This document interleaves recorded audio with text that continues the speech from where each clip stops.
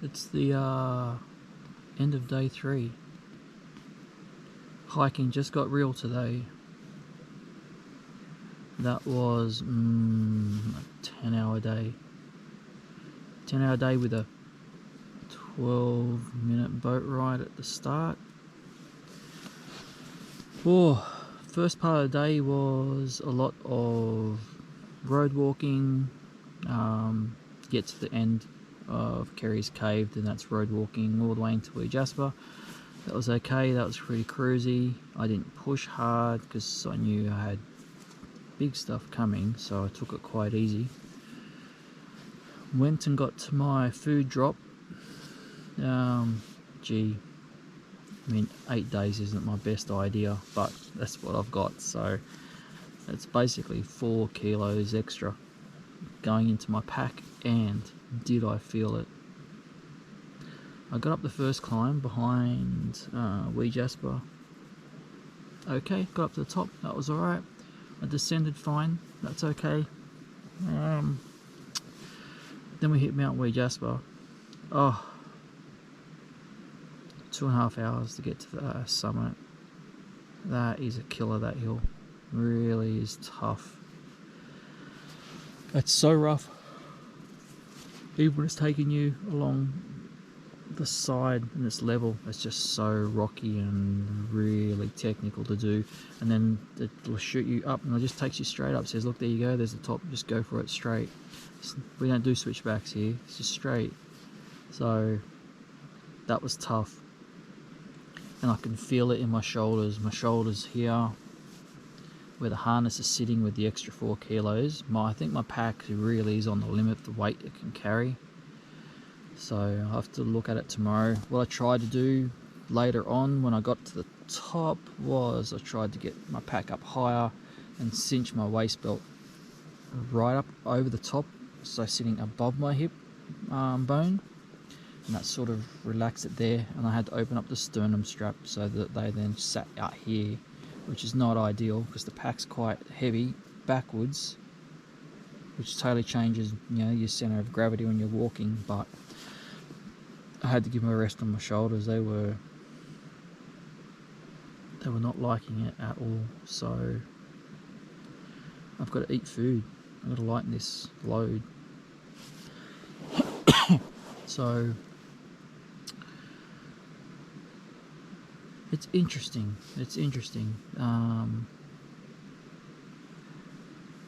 Coming up Wee Jasper is rugged. Now what you'll do is you'll come along after the Wee Jasper tip. It's quite rough. They've done a really good job of clearing after Wee Jasper to the Fitzpatrick turn. They've gone in there. You can see, because I walk that one a lot, and this is the best nick it's been in. They've done a lot of clearing and work on it, and it's quite good. There's so much litter on the ground just from the lack of use of us being on there and keeping the litter clear. Otherwise, it's in really good nick. As soon as you get to the Fitzpatrick turn off and to the left, and Wee Jasper is to the right, that's just a straight pitch. That is a crazy pitch. I mean, I don't know what the angle is, but the angle is crazy, and it is that for the whole go until you get to the tree line, and I would say that's a good kilometre just straight this the whole way. No anything, just straight. Then you get into the trees and that's just rocks, just really rocky. It's a very technical track to get there, which is not too bad. I enjoy that sort of track. That's fine to walk on. As you get higher and higher, the blackberries are just starting to dominate. Anywhere there's a creek, or it usually is a creek, the blackberries dominate. As you got higher up the summit, because there's a stream that is always running. I've never known it not to run quite a long way up. The blackberries are starting to dominate now, to the point that they're growing up high and they're starting to hang like vines onto the track. They're growing across, hanging down, so that's really slowing up progress, you really got to pick your way through. So, and I saw blackberries up on the summit of Wee Jasper. That's the first time I've ever seen blackberry on the summit. So it's really getting out of hand. I got to the summit and I was absolutely cooked. So I ate, and I ate everything that was in my side pocket, which is a lot, because I really struggle to eat. I have to force myself to eat when I hike. I hadn't really eaten. I'd eaten little bits, but not much, but I ate everything at the top. Made a point, I drank all my water, ate everything at the top. Signed the logbook, and I was only up there for maybe 15 minutes. But that was enough to get my energy up, and I was good to go. I came down the other side. Descending on the southern side is nowhere near as drastic as the north. The north, you're starting at 300 meters above sea and you're finishing at 1100. Descending 1100, but you're only finishing at something like the 800 meters. There's a big difference. I'm still high here. So then you get into a pine plantation. You walk through the pine plantation, and then you descend down into Pheasants Creek stream that we came down into here, and we're at Log Bridge campsite. Again, it's a beautiful valley descending in here, really nice, but the blackberries are gone crazy again.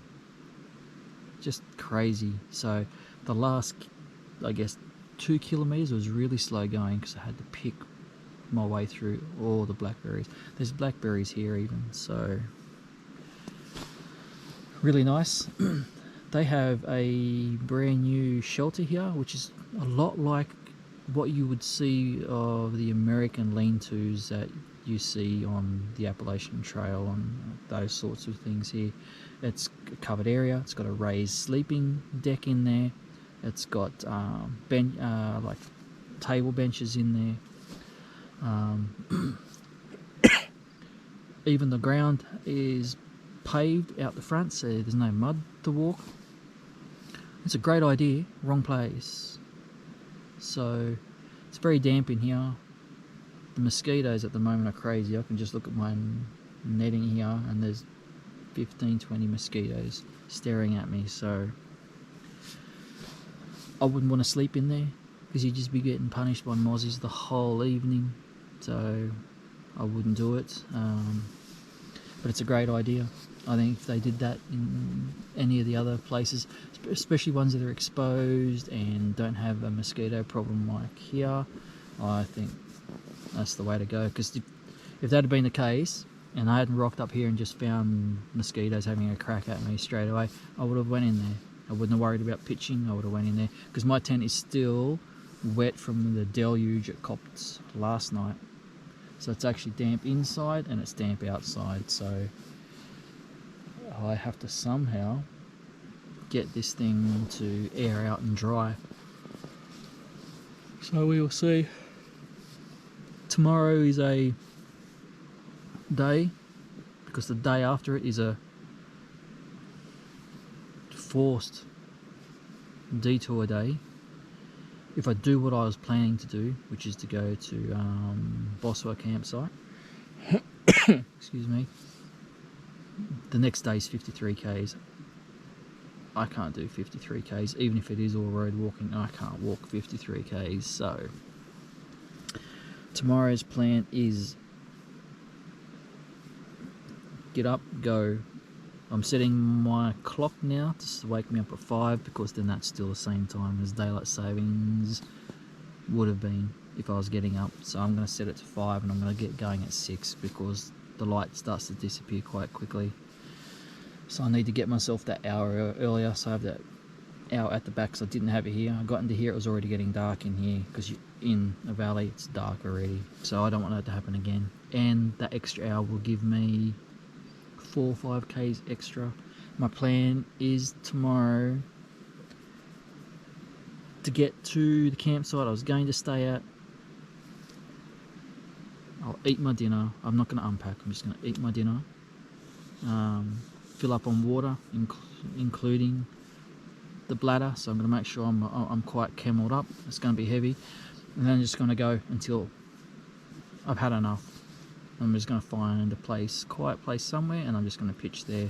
It's not going to be a campsite of any form, it's just going to be a little stealthy spot somewhere, with the aim of trying to make the next day as minimal as possible. So tomorrow was, let's see here, I can tell you tomorrow, because I've put them all in my calendar to let me know exactly what's going on. So tomorrow would have been, so you see, day 4 is tomorrow. That's 28 k's just planned, right? 28 k's, and I've marked it as hard because there's vertical to do again tomorrow.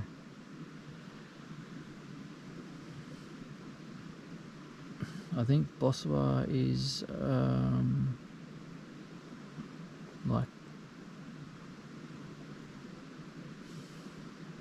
not that far along, so I might miss it. So I think I might try and push to get a little bit over the 30. If I can get up over the 30, that means day 5 then is below 40, so I could get a 38 day. And I think I can do a 38 day because we're up high and we're descending. There's no vertical that day going up for me, it's all down. So I can probably do 40, a little bit less than 40. I did it last year. I did 4 40s in a day in an 8-day hike on the Great North Walk, so I know I can do the 40, but I don't want to do the 40. This one's sort of forced on me with the 25k detour around Kosciuszko, which is closed at the moment. So tomorrow is a day that I have to just extend it. So that's what I'll do. I'll extend it. I don't know by how much. It'll be, I've had enough. Find a spot, pitch. That's it. And we'll live with whatever is the next day. So that's how I'll go tomorrow. It's supposed to be raining. I'm sort of in the area now where I start checking the Tumut forecast. It's supposed to be 10 to 50 mils tomorrow, which is crazy. And then must be a cold change coming through, because after that's 5 days straight of 17, 19 maximums and low 3, 4 overnighters. So luckily I have my winter quilt. It's heavy, but I brought it for that occasion, so I'll have 3 or 4 days that'll be freezing cold, so I've got that to look forward to. But tomorrow's wet, which is really annoying. Today I ran my solar panel, which I have I just drape on the back of the pack, like a hand down the back. Had the iPhone plugged in, and the iPhone stayed 100% charged the whole time that I was walking today, just from the solar panel keeping it alive. So I'd like to run the solar panel, but that's not going to happen tomorrow. It'll be wet weather gear, pack cover on, and just trudge along. I'd like to get out of the valley. The blackberries are nuts here, absolute nuts. So hopefully they'll come in here and do this section, but you know, there's actually a blowdown, I guess about 500 meters just before you get to here, and it's the top, it's the canopy of the tree that's come down over the trail, so it's probably 10 meters wide, and it's just a mess. You can't see the trail from the other side, and it's on a slope, and you're walking across, and it's just crashed down there. So that was a bit to traverse across as well. Not you want to do it at the right end of the day. I've had enough at that point, and I was like, do I have to deal with this? So I'll need to come in and clean that one up as well. So, but so far, I've got to say, the trail all the way to, I guess, about a quarter of the way up Mount Wee Jasper, right from the start, has been in really good nick. all the stuff before Burrinjuck is in good nick, except for there's some blowdowns on the single trail before Burrinjuck waters. They need to be cleared up, otherwise the trail's in great nick. So everywhere's been in good nick so far. It's just the blackberries in this last, I guess, 10Ks has been off the charts. So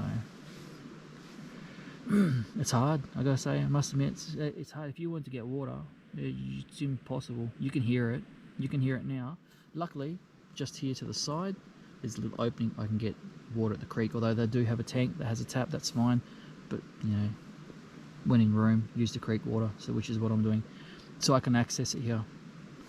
But for the whole time I came down, and the same with going up Wee Jasper. You can hear the creek, but you can't access it because it's just a wall of blackberries, yeah, so you can't get to it anyway. So luckily there's a nice little opening here, so we can use that, which is what I've been doing, which is great. But I like to get out of here, get up, out, get away from the blackberries. I do follow this creek now for a little while, so I'm not too sure how that'll go. I've got a bit of climbing tomorrow, so we'll see. So today, what do we say? It was the first real tough day. The first real tough day ended up being, I don't know, 30, 33, 34K. So much vertical. Vertical was nuts. So, and nearly all single trail today, except for the very first little bit into Wee Jasper. Everything was single trail. It was all technical, up and down, no flat, up and down. So tough. That let me know I'm hiking now, and as you can tell, I'm really tired from today. So I'm just gonna drink some liquid because I'm not even hungry for dinner. So I'm gonna drink some liquid.